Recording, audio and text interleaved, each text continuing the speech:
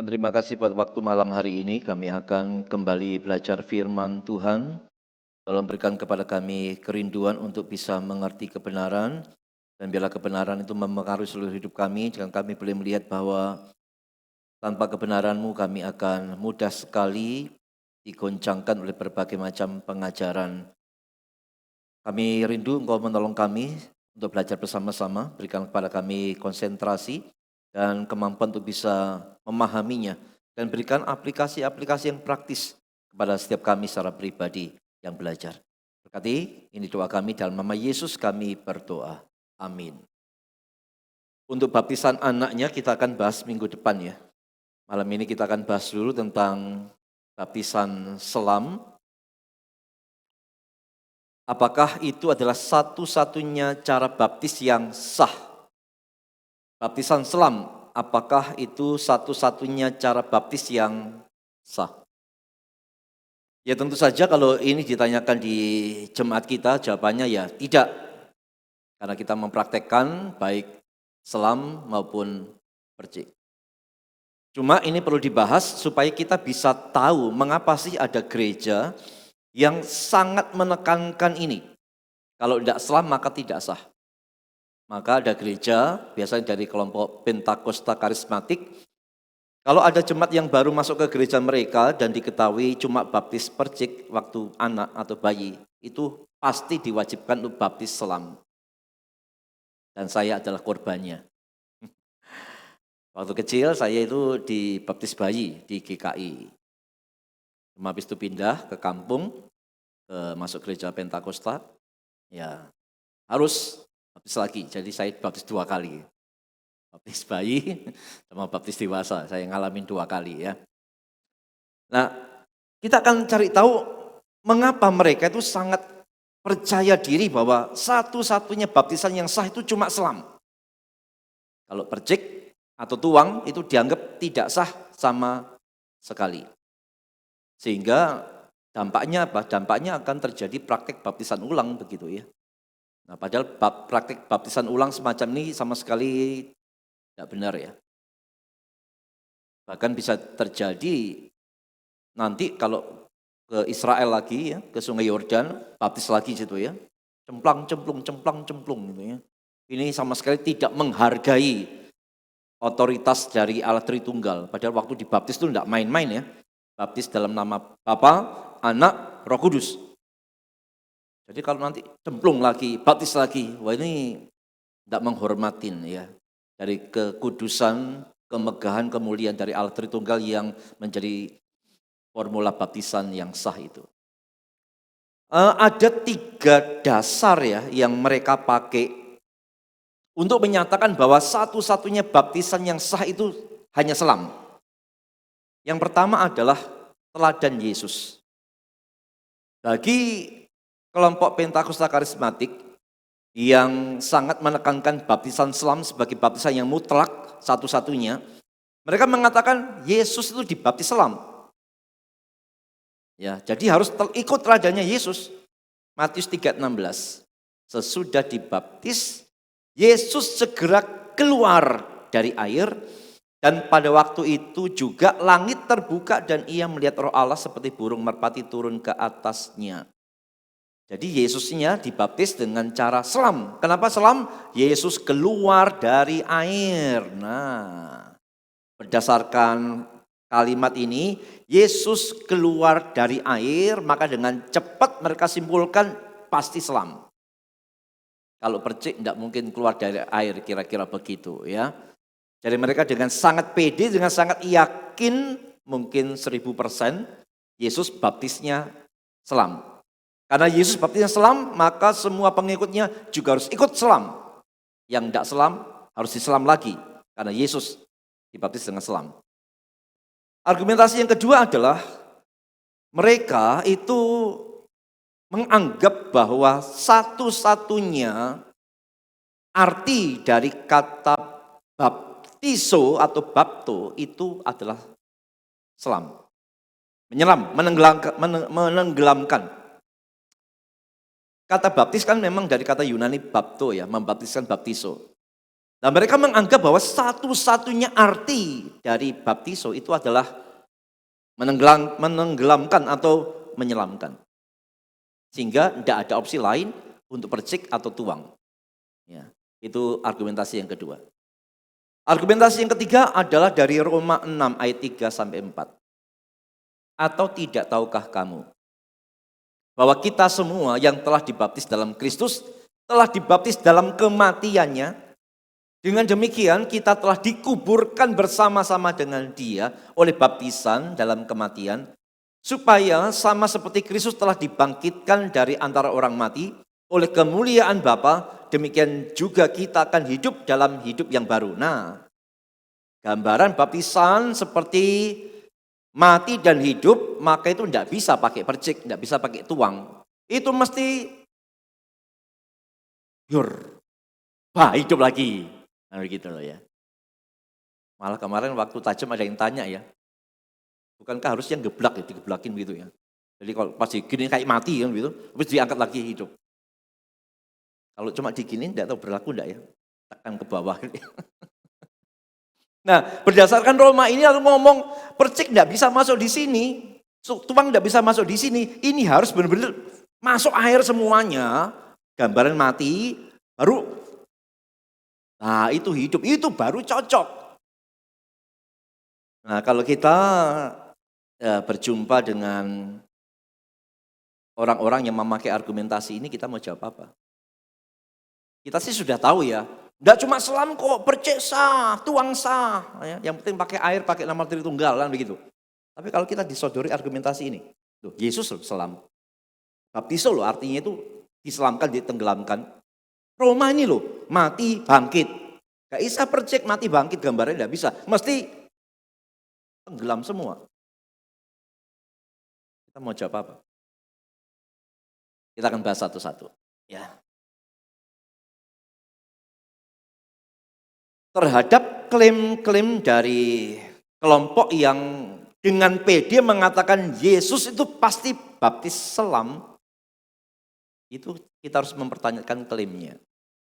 Kita jangan gampang termakan dengan klaim ya. Seolah-olah bahwa klaim dari mereka itu pasti benar. Justru dipertanyakan waktu mereka mengatakan Yesus itu baptisnya selam. Nah kita mesti tanya apa benar? Dari mana kamu tahu Yesus itu pasti baptis selam? Nah mereka kan ngomong dari Matius 3:16 tadi kan. Sesudah dibaptis Yesus segera keluar dari air. Nah berdasarkan kalimat ini, Yesusnya keluar dari air, itu berarti Yesus yang pasti ditenggelamkan tuh sama Yohanes Pembaptis. Makanya dia keluar dari air. Nah, apakah benar ini bahwa kalimat Yesus keluar dari air itu secara mutlak menyimpulkan, memastikan dia pasti diselam? Istilah keluar dari air. Apakah itu sama dengan ditenggelamkan dalam air? Istilah Yesus keluar dari air, apakah itu sama dengan diselamkan dalam air? Coba ya kita perhatikan yang kedua ya. Keluar dari air, apakah benar kalau dikatakan Yesus keluar dari air berarti ia sebelumnya ada dalam air? Ya pasti, namanya keluar dari air, dia pasti sebelumnya ada di dalam air. Tetapi apakah benar berada dalam air itu berarti tenggelam dalam air? Nah ini masalahnya ya. Kelompok yang memutlakan selam mengatakan Yesus keluar dari air berarti Yesus ditenggelamkan dalam air. Nah ini satu kesimpulan yang salah, belum tentu. Bisa ya bisa enggak. Keluar dari air berarti memang Yesusnya sebelumnya ada di air, iya. Tapi apakah berarti dia ada di air, berarti dia tenggelam dalam air? Tidak, belum tentu. Ada contoh nih, gambar baby. Baby ini ada dalam air? Ada dalam air enggak si baby? Ada. Apakah si baby tenggelam dalam air? Kalau si babynya kemudian keluar dari ke kolam itu ya, kolam apalah ya, kolam plastik begitu. Apakah bisa dikatakan si baby keluar dari dalam air? Iya. Apakah itu berarti sebelumnya si baby tenggelam dulu dalam air? Tidak. Dengan gambaran sederhana ya, seseorang bisa berada dalam air tanpa tenggelam di dalam air itu. Jadi ketika kelompok Pentakosta Karismatik mengatakan Yesus pasti baptisnya selam karena tadi Matius mengatakan dia keluar dari dalam air, maka kita ngomong keluar dari dalam air itu belum tentu sebelumnya tenggelam dari dalam air. Belum tentu. Bisa jadi Yesusnya memang masuk ke dalam air tapi tidak sampai ditenggelamkan. Tidak sampai ditenggelamkan. Begitu habis dibaptis, entah itu dengan perci atau selam atau tuang, dia keluar dari dalam air ya sama. Kalimatnya Yesus keluar dari dalam air. Tanpa perlu disimpulkan harus diselamkan.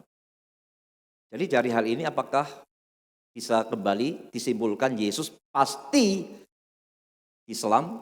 Jawabannya belum tentu. Kalau kelompok Pentakosta Karismatik kan pasti selam. Karena tenggelam dalam air. Tapi ayatnya tidak pernah ngomong Yesus tenggelam dalam air. Ayatnya cuma ngomong Yesus keluar dari dalam air. Nah kita sudah tadi membahas keluar dari dalam air belum tentu sebelumnya tenggelam dalam air. Kalau mereka mengatakan pasti kita ngomong belum tentu. Bisa ya, bisa enggak. Nah sekarang kita bandingkan masalah keluar dari dalam air ini ya. Dalam Kisah 8 ayat 36, 38, 39. Ini tentang Filipus yang membaptis sida-sida itu ya. Mereka melanjutkan perjalanan mereka dan tiba di suatu tempat yang ada air. Ada air sebenarnya terjemahan itu sedikit air ya. Lalu kata sida-sida itu, lihat di situ ada air. Jangan bayangkan air sungai yang besar, sedikit air. Apakah halangan jika aku dibaptis? Lalu orang Ethiopia itu menyuruh menghentikan kereta itu dan keduanya turun ke dalam air. Jadi siapa yang turun? Filipus dan sida-sida itu turun ke dalam air dan Filipus membaptis dia. Ayat 39, dan setelah mereka keluar dari air, yang keluar dari air siapa? Dua-duanya. Nah apakah bisa dikatakan bahwa karena Filipus dan sida-sida keluar dari dalam air, berarti sebelumnya Filipus dan sida-sida itu tenggelam dalam air. Tidak masuk akal. Kembalikan ke Yesus tadi. Kalau dikatakan Yesus keluar dari air, maka itu berarti sebelum dia tenggelam, tidak cocok kalau ini disandingkan dengan kisah Filipus membaptiskan sida-sida. Apalagi sebenarnya di dalam kisah ini itu bukan banyak air kok, sedikit air. Tidak mungkin bisa ditenggelamkan gini atau digeblakin, itu tidak mungkin bisa, sedikit air. Daerah itu kering. Ya. Jadi sama-sama masuk, kemudian sama-sama keluar, ternyata tidak berarti bahwa keluar dari dalam air sebelumnya berarti ditenggelamkan dalam air. Tidak, ayat ini tidak memungkinkan untuk diartikan sebelumnya tenggelam dalam air. Kalau ayat ini tidak memungkinkan tenggelam dalam air, maka itu juga berlaku bagi pembaptisan Yesus. Belum tentu Yesus sebelumnya itu dibaptis secara selam.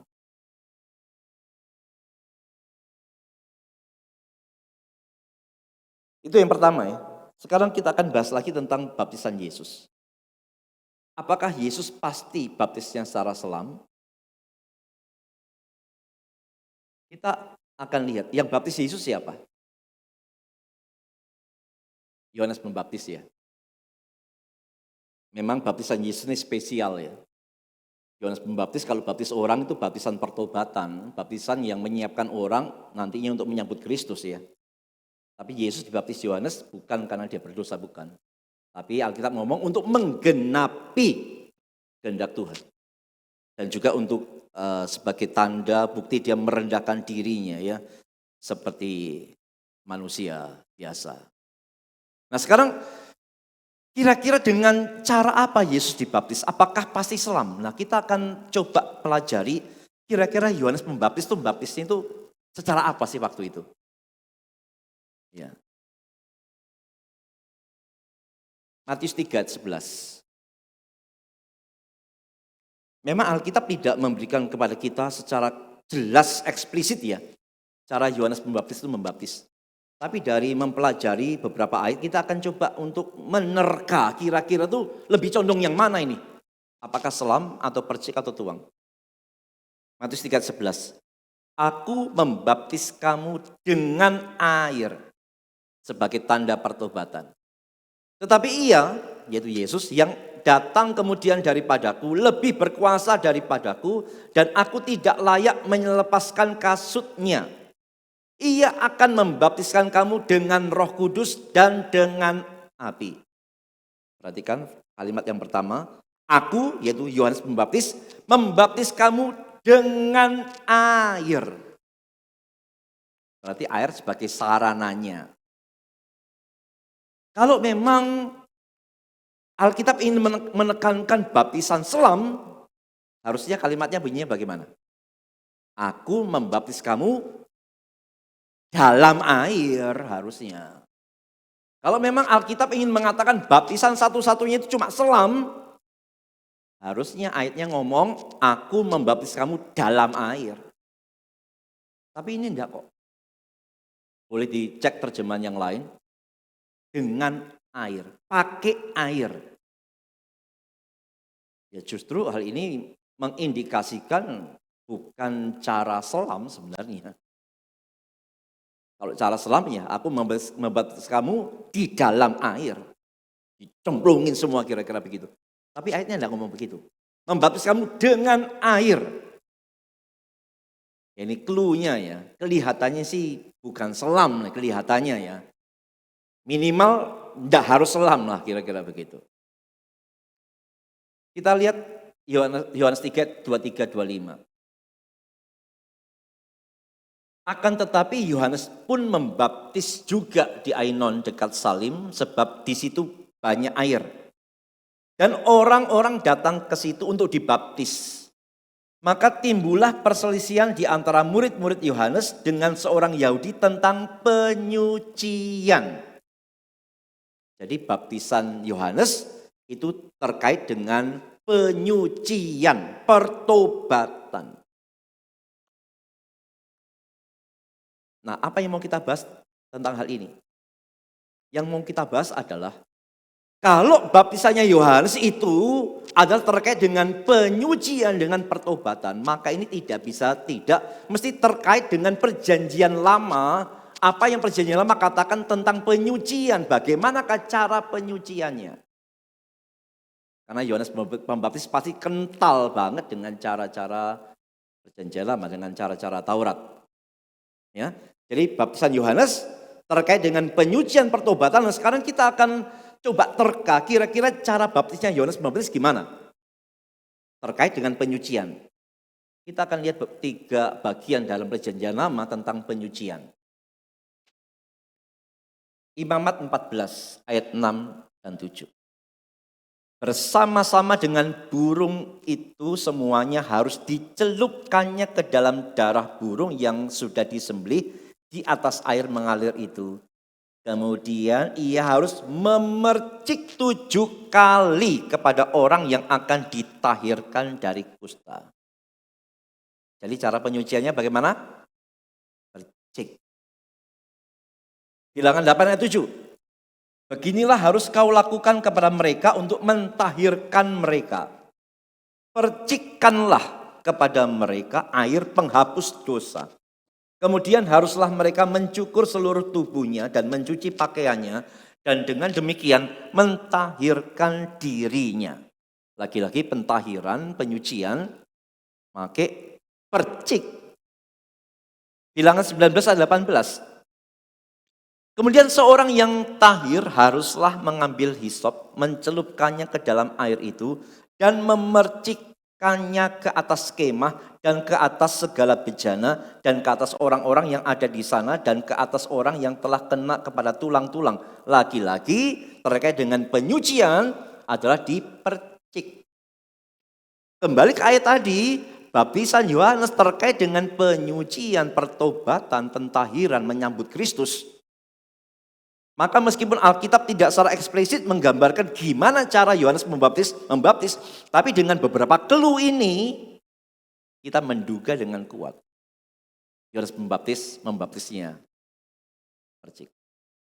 Atau paling tidak tuang. Jadi kalau yang pertama tadi memang tidak terlalu jelas ya, kira-kira Yesus ini baptisnya gimana? Kalau cuma keluar dari air kan memang bisa tenggelam, bisa tuang atau percik. Tapi kalau kita telusuri lagi cara Yohanes membaptis bagaimana terkait dengan cara penyucian pada perjanjian lama, kita mestinya menduga dengan kuat cara Yohanes membaptis adalah dengan percik, bukan selam. Dugaan bukan tanpa dasar, ada dasarnya. Bisa benar, bisa salah, tapi kemungkinan besarnya benar. Minimal tidak harus selam. Kan yang kita hadapi kan kelompok yang mengharuskan selam. Ya kita sudah belajar, Yesus keluar dari dalam air, kan dua kemungkinan, dia diselam atau dia dipercik atau tuang. Tapi dengan lihat cara Yohanes membaptis, agak sukar untuk mengatakan bahwa itu dengan cara selam. Ya. Lalu berikutnya adalah kembali ke ayat tadi. Yohanes membaptis dengan air, lalu dia ngomong, Yesus yang datang itu akan membaptis dengan Roh Kudus. Nah, gambaran dibaptis dengan Roh Kudus itu bagaimana? Ayat Kisah Rasul 2 ayat 3. Dan tampaklah kepada mereka lidah-lidah seperti nyala api yang bertebaran dan hinggap. Ada sesuatu yang di atas kepalanya. Bukan gambaran ditenggelamkan dalam Roh Kudus, bukan. Tapi Roh Kudusnya ada di atas orang-orang itu. Lidah-lidah itu ya.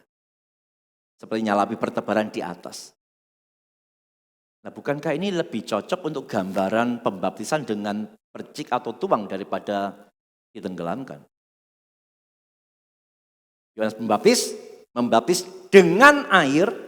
Tadi kita sudah lihat dalam catatan perjanjian lama itu ada percik terkait dengan penyucian.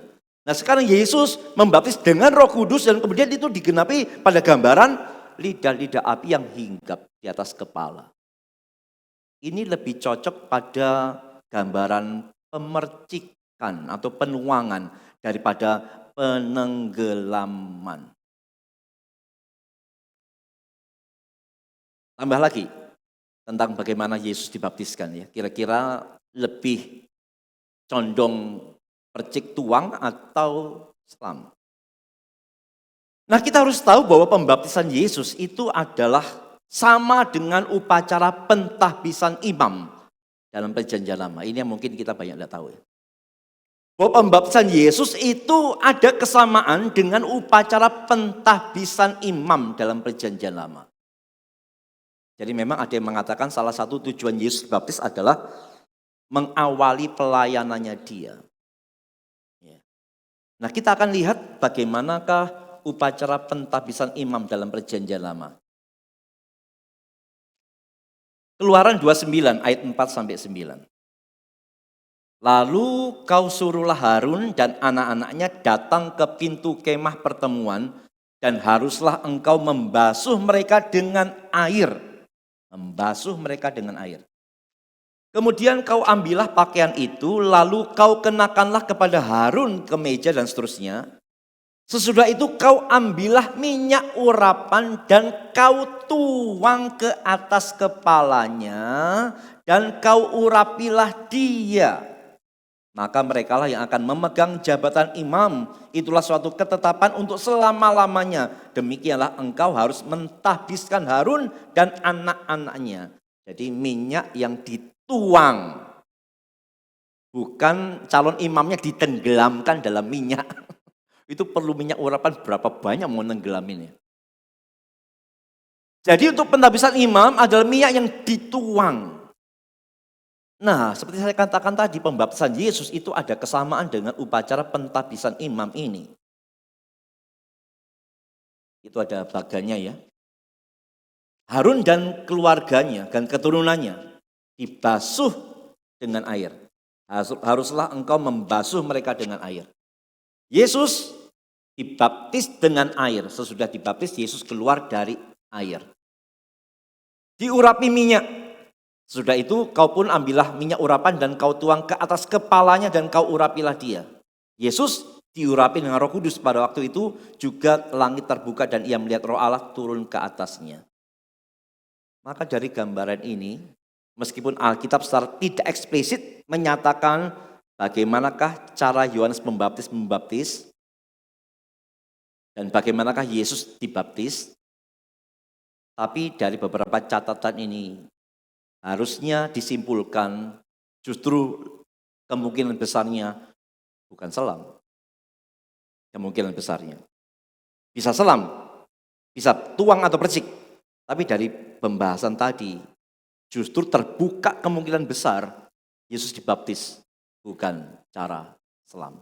Karena Yohanes membaptis, kemungkinan besar cara baptisnya bukan selam. Alangkah anehnya ya.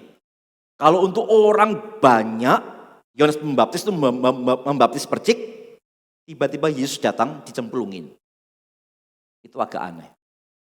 Pastinya Yesus dibaptiskan dengan cara yang sama seperti Yohanes membaptiskan orang-orang yang lain.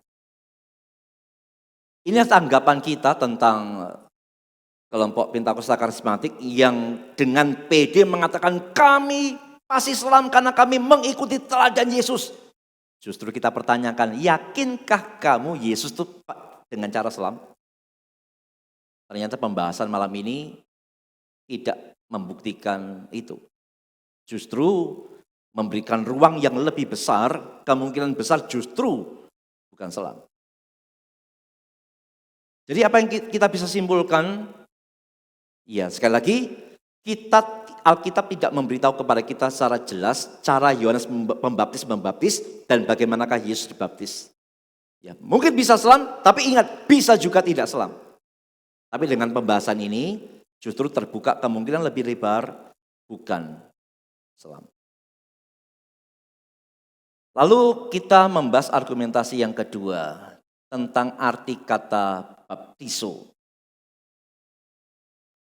Mereka mengatakan bahwa baptiso itu artinya ditenggelamkan, diselam. Itu sebagai satu-satunya arti yang pas. Itu seringkali banyak dikutip ya. Tapi apakah benar arti kata baptis itu hanya punya satu arti, yaitu diselam atau ditenggelamkan? Ternyata tidak. Ternyata tidak. Kata baptis di dalam kata aslinya itu memiliki banyak arti. Selam itu hanya salah satu arti saja. Kata baptis dalam bahasa aslinya punya arti selam, mencuci, menuang, mencelup, membasuh, memercik. Ini semua dari akar kata yang satu, bapto. Jadi jangan pernah percaya kalau mereka mengatakan baptiso hanya boleh berarti tenggelam atau selam. Nah, itu ngaco. Salah. Karena kata bapto artinya bisa sangat banyak. Nah, sekarang kita akan lihat beberapa.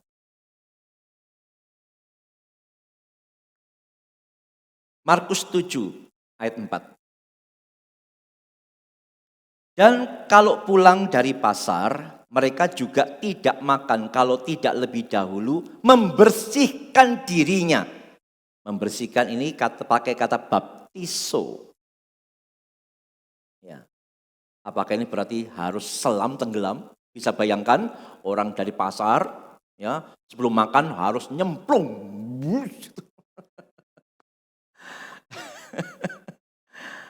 Gitu.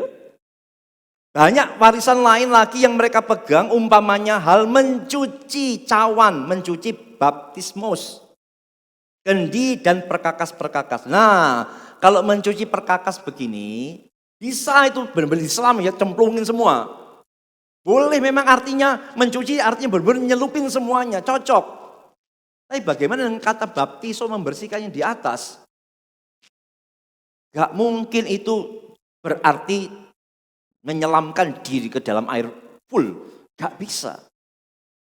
Jadi dari satu ayat ini saja, kata bapto, akar kata bapto itu bisa berarti memang menenggelamkan semuanya, atau ya sekedar menuangkan, membersihkan seperti biasa. Ya ini sudah menggugurkan argumentasi yang mengatakan bahwa kata baptiso hanya bisa berarti ditenggelamkan atau diselam. Itu sudah gugur dengan satu ayat ini aja sebenarnya. Lukas 11 ayat 38. Orang Farisi itu melihat hal itu dan ia heran karena Yesus tidak mencuci tangannya sebelum makan. Mencuci pakai kata baptiso. Nah sekarang bagaimana sih tradisi orang Yahudi mencuci tangannya? Berkeley mengatakan begini, menurut hukum itu sebelum makan, tangan harus dicuci dengan hukum-hukum yang sangat mendetail. Dengan sengaja disimpan air khusus untuk keperluan tersebut. Sebab air biasa dikhawatirkan tidak bersih. Air yang dipakai paling kurang sebanyak 1/4 dari batang bambu, artinya tidak banyak. Pertama-tama air itu harus dituangkan ke atas tangan, dimulai dari jari kelingking, terus sampai ke pergelangan, kemudian telapak tangan haruslah dibersihkan dengan menggosokkan genggam yang satu kepada yang lain. Akhirnya sekali lagi air dituangkan ke atas tangan, kali ini dimulai dari pergelangan dan berakhir pada ujung-ujung jari. Ribetnya luar biasa orang cuci tangan zaman dulu ya, tradisinya ya. Mesti dari jari segala macam. Apakah ini berarti dia menenggelamkan seluruh tangannya? Enggak, membersihkan sampai telapak tangan aja. Ini pun sudah menggugurkan bahwa baptiso itu harus berarti ditenggelamkan, diselamkan. Tidak bisa, tidak cocok dengan praktek pembersihan atau pencucian tangan pada tradisi Yahudi pada masa itu. Nah sekarang kita lihat lagi Matius 26 ayat 23. Ia menjawab, dia yang bersama-sama dengan aku mencelupkan tangannya ke dalam pinggan ini, dialah yang akan menyerahkan aku. Ini Yesus lagi ngomongin tentang Yudas Iskariot ya. Mencelupkan itu dari kata embapto, lagi-lagi dari akar kata yang sama dari baptiso yaitu bapto tadi. Dan apakah ini berarti memang mencelupkan semuanya? Tidak. Sebenarnya apa sih yang dicelupin? Apakah tangan yang dicelupin? Bukan. Versi bahasa Indonesia sehari-hari mengatakan Yesus menjawab orang yang mencelup roti ke dalam mangkok. Bersama-sama dengan aku dialah yang akan mengkhianati aku. Mencelupkan pakai kata akar kata bapto tadi ya. Apakah itu ditenggelamkan semuanya? Roti dicelupin ke dalam mangkok. Dicelupin ke dalam apa ini? Isinya apa mangkoknya ini? Air. Gak enak roti celupin air dimakan gitu. Ini semacam saus lah ya. Semacam saus ya. Jadi bukan air, gak enak nanti. Itu sudah roti tidak beragi, dicelupin air lagi tambah parah. Bisa bayangkan waktu roti dicelupin ke dalam ya saus begitu, apakah ditenggelamin semua tuh? Ya enggak mungkin lah. Paling hanya sebagian aja minimal yang dipegang tangannya itu enggak nyemplung semuanya. Dan lagi-lagi ini memakai kata ya yang sama dengan kata baptiso. Lagi-lagi dengan ayat ini gugur untuk mengatakan baptiso itu berarti tenggelam semuanya. Enggak bisa, ayatnya enggak ngomong begitu. Ayat yang lain. Ibrani 9 ayat 10. Karena semuanya itu di samping makanan minuman dan pelbagai macam pembasuhan, baptismos hanyalah peraturan-peraturan untuk hidup insani yang hanya berlaku sampai tiba waktu pembaharuan. Jadi Ibrani 9 ayat 10 ini membicarakan pembaptisan atau pembasuhan. Tidak jelas ini. Pembaptisan pembasuhan gimana caranya? Kita perlu membaca untuk tahu pembasuhan atau pembaptisan bagaimana dimaksud. Kita lihat di dalam ayatnya yang ke-13, 19, dan 21. Pembasuhan atau pembaptisan yang bagaimana dimaksud? Ayat 13. Sebab jika darah domba jantan dan darah lembu jantan dan percikan abu lembu muda menguduskan mereka yang najis, sehingga mereka disucikan secara lahiriah. Sebab sesudah Musa memberitahukan semua perintah hukum Taurat kepada seluruh umat, ia mengambil darah anak lembu dan darah domba jantan serta air dan buru merah dan hisop, lalu memerciki kitab itu sendiri dan seluruh umat, dan juga kemah dan semua alat untuk ibadah dipercikinya secara demikian dengan darah. Pembasuhan atau pembaptisan dengan cara apa? Dipercik. Padahal tadi pembasuhannya memakai kata baptismos. Dan itu membicarakan pemercikan, bukan penenggelaman. Lagi-lagi itu adalah klaim yang terlalu, karena tidak menyelidiki lebih dalam. Menganggap baptiso satu-satunya berarti ditenggelamkan, itu salah total. Dalam Ibrani, baptismos itu justru penggambaran dari pemercikan, bukan penenggelaman.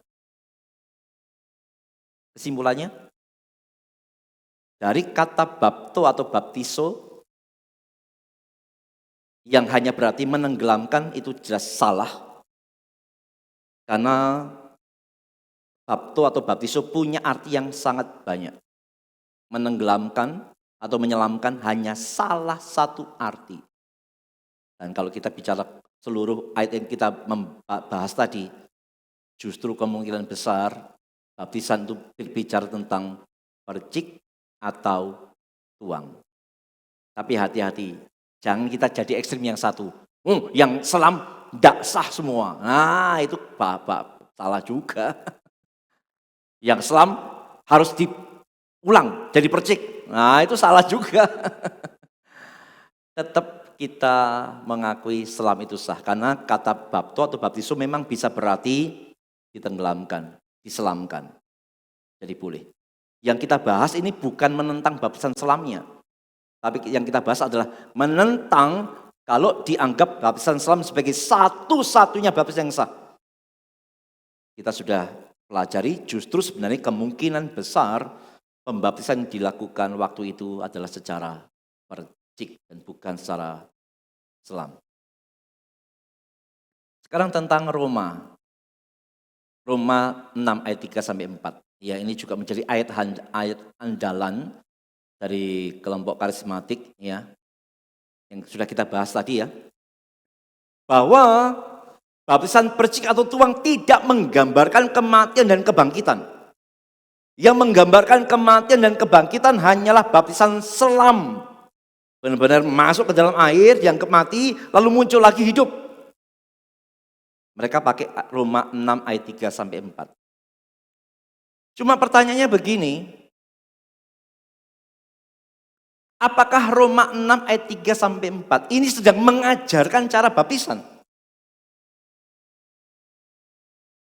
Ya, kalau mereka memakai ayat ini, kita tanya apakah ayat ini itu sedang mengajarkan cara baptisan? Jawabannya tidak. Roma 6 ayat 3 sampai 4 tidak ada kaitannya dengan cara baptisan, sama sekali tidak ada. Kalau begitu ayat ini ngomongin apa sih? Sederhana. Ayat ini Roma 6 ayat 3 sampai 4 tadi itu hanya memaksudkan begini loh. Bahwa baptisan itu tentu saja baptisan ini baptisan yang benar, yang berasal dari iman yang benar. Itu mempersatukan kita dengan Kristus. Sehingga kita mati dengan dia, dikubur dengan dia, dan bangkit dengan dia. Bukan cara baptisannya, tapi baptisan itu yang didasari dengan iman yang benar, dengan pengakuan yang benar, maka itulah yang menggambarkan akan kematian dan kebangkitan kita dengan Yesus. Bukan caranya. Bukan caranya, karena ayat ini tidak mengajarkan cara ya, tapi adalah gambaran dari baptisannya. Kita lihat kutipan ini. Namun sekalipun hal ini diakui, juga jelas bahwa tujuannya yang utama bukan untuk menggambarkan cara pembaptisan. Jadi Roma tadi tidak ngomongin cara baptis. Atau untuk menegaskan bahwa cara itu harus bersifat universal. Tidak. Tujuannya sangat berbeda. Tujuannya apa?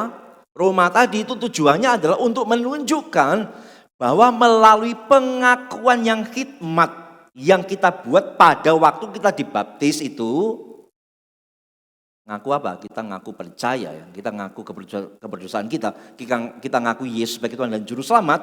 Itu kita telah mati bagi dosa, seperti halnya Kristus mati bagi dunia yang hidup di sekitarnya ketika ia dikuburkan, dan bahwa seperti ia dibangkitkan pada kehidupan, demikianlah pula kita akan bangkit pada kehidupan yang baru. Jadi agak terlalu berimajinasi untuk mengatakan Roma tadi mengajarkan cara baptis. Cemplung, mati, keluar, hidup. Enggak, itu tidak memaksudkan cara baptis yang semacam itu. Roma tadi memaksudkan adalah pada waktu seseorang dibaptis dengan pengakuan iman yang benar, itu adalah untuk menunjukkan kematian dan kebangkitannya bersama dengan Kristus. Bukan cara baptisnya, tapi pengakuan imannya waktu dibaptis. Jadi ayat ini tidak bisa dipakai untuk memutlakan baptisan selam sama sekali. Tidak bisa. Sekarang yang terakhir. Ada banyak kasus di mana sukar untuk diterima baptisan itu dilakukan secara selam. Kita lihat ya beberapa kasus di mana agak sulit diterima bahwa baptisan itu dilakukan secara selam. Misalnya baptisan jemaat mula-mula.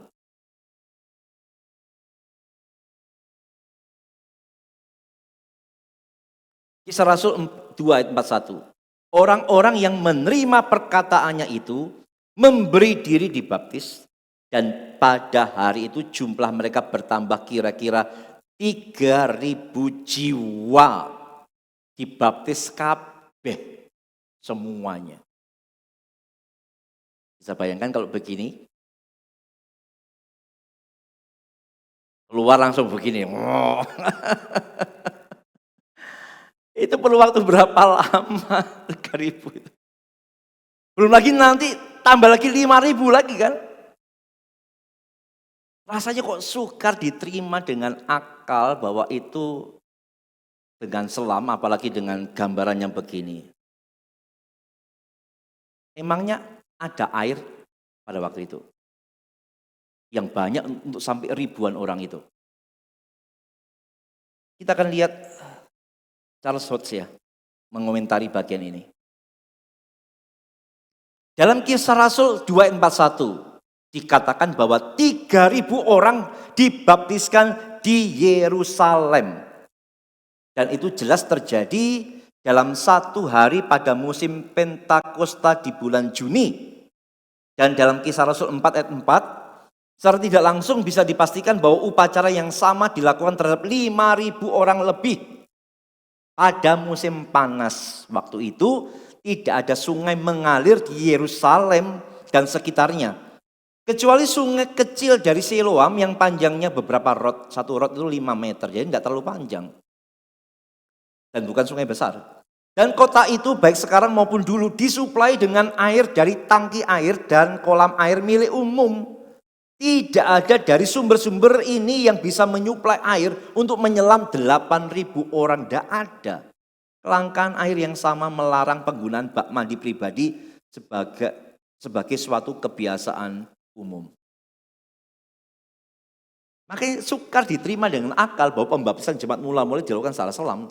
Dengan kondisi yang semacam ini loh. Banyaknya orang dan tidak tersedianya air yang banyak.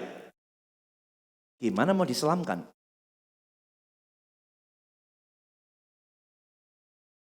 Bak-bak untuk membaptis yang ditemukan di antara reruntuhan dari gereja Yunani kuno di Palestina, seperti di Tekoa dan Kopna, dan jelas berasal dari waktu yang sangat awal, tidak cukup besar untuk baptisan orang dewasa dengan cara penyelaman.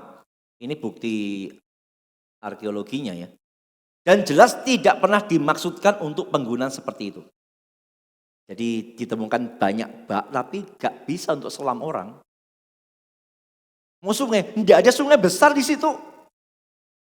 Jadi makanya sukar diterima bahwa pembaptisan jemaat mula-mula yang ribuan itu memakai cara selam. Sukar diterima. Maka sangat mungkin kalau tidak percik, tuang. Kalau percik tuang 3.000, 5.000, ya masih oke lah. Enggak satu-satu. Ya. Sekarang kita lihat baptisan yang kedua yang sangat sukar untuk diartikan sebagai baptisan selam. Baptisan kepala penjara dan keluarganya. Masih ingat ya, ini waktu terjadi kepala penjaranya mau bunuh diri dulu ya. Ayat 30 sampai 34.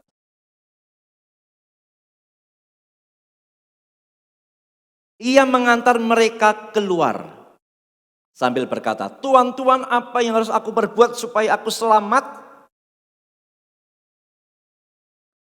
Ingat, mengantar mereka keluar kemana? Yang dipikirkan mengantar keluar pergi ke sungai. Tidak. Mengantar keluar dari penjara yang di tengah. Dari penjara tengah diantar keluar, tetap di area penjara, cuma bukan penjara di tengah. Supaya mungkin penafsir mengatakan di tempat yang sirkulasi udaranya lebih baik. Kalau penjara tengah kan pasti pengap gitu ya.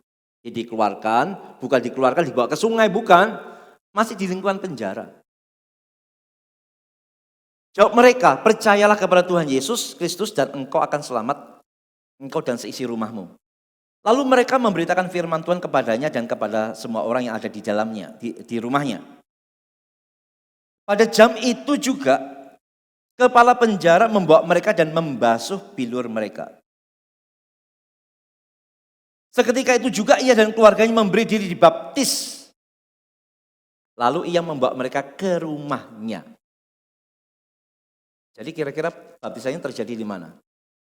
Di luar penjara atau dalam penjara? Kalau di dalam penjara waktu itu mungkinkah ada kolam renang? Penjara mana ada kolam renangnya? Gak ada ya. Mungkinkah mereka punya bak untuk baptisan? Ya gak ada pasti. Jadi sukar untuk diartikan baptisan kepala penjara dan keluarganya itu baptisan selam. Sukar sekali. Setelah dibaptis barulah dibawa ke rumahnya. Lalu dikasih makan dan sebagainya. Ya kalau bukan selam, ya kalau tidak percik tuang, ya sangat memungkinkan itu. Nah sekarang yang terakhir, baptisan sida-sida. Maka mulailah Filipus berbicara dan bertolak. Dari nas itu, ia memberitakan Injil Yesus kepadanya. Mereka melanjutkan perjalanan mereka dan tiba di suatu tempat yang ada air. Terjemahnya adalah tempat yang sedikit air. Tidak banyak. Lalu kata sida-sida itu, "Lihat di situ ada air. Apakah halangannya jika aku dibaptis?" Saud Filipus, "Jika Tuhan percaya dengan segenap hati, boleh." Jawabnya, "Aku percaya bahwa Yesus Kristus adalah Anak Allah." Lalu orang Ethiopia itu menyuruh menghentikan kereta itu dan keduanya turun ke dalam air. Baik Filipus maupun sida-sida itu, dan Filipus membaptis dia. Dan setelah mereka keluar dari air, roh Tuhan tiba-tiba melarikan Filipus dan sida-sida itu tidak melihatnya lagi. Ia meneruskan perjalanannya dengan sukacita. Kalau tempatnya sedikit air, mungkinkah baptisan sida-sida itu dilakukan secara selam? Ya tidak mungkin. Gambarannya seperti apa sih? Lagi-lagi kita bergantung pada keterangannya Charles Woods ya. Ia sedang bepergian melalui bagian padang pasir dari negara itu menuju Gaza. Ketika Filipus bergabung dengannya. Dan ketika mereka melanjutkan perjalanan mereka sampai pada air yang sedikit itu, di daerah itu tidak diketahui adanya sungai dengan kedalaman yang cukup untuk memungkinkan penyelaman seorang manusia. Jadi cuma ada sedikit air, maka sukar untuk dikatakan bahwa Filipus membaptis sida-sida itu dengan cara selam. Sukar. Justru sangat mungkin atau bisa dibilang pasti kalau tidak percik ya tuang, bukan selam. Jadi kita sudah lihat saudara sekalian ya, untuk menanggapi argumentasi dari kelompok Pentakosta Karismatik yang mengharuskan baptisan selam dan mengajarkan baptisan selam sebagai satu-satunya baptisan yang sah. Dengan 3 argumentasi tadi kita sudah membahasnya, itu ternyata argumentasi yang sangat tidak kuat. Tadi yang pertama mereka mengatakan Yesus pasti dibaptis selam, kita mengatakan Yesus belum tentu baptis selam, bahkan kemungkinan besarnya bukan selam. Mereka mengatakan bapto atau baptiso artinya harus diselam, kita mengatakan tidak. Selam, tenggelam itu hanya satu arti dari banyak arti dari kata baptiso. Dan bahkan dari tadi penjelasan, kata-kata baptiso lebih cenderung dipakai justru dalam konteks percik, bukan selam. Dan Roma 3, 6 ayat 3-4, kita sudah menjawab itu bukan cara pembaptisan.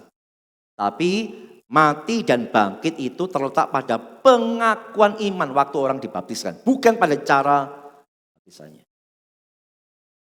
Ya, jadi dengan hal ini kita sudah tahu ya bahwa selam hanyalah satu dari minimal 3 cara baptisan yang sah. Selam, percik, atau tuang. Cuma di gereja kita belum pernah tuang ya. Karena tuang nanggung ya. Tuang basah, perlu pakai handuk segala macamnya.